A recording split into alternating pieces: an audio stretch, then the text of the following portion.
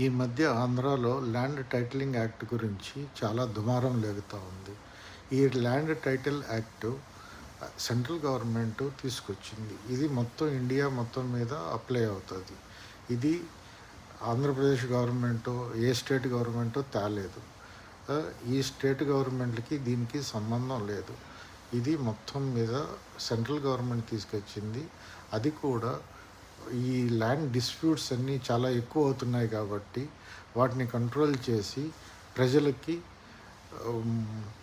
ఖర్చు లేకుండా disputes clear చేయడం కోసం తీసుకొచ్చింది. ఇది ఎవరికీ వ్యతిరేకం కాదు.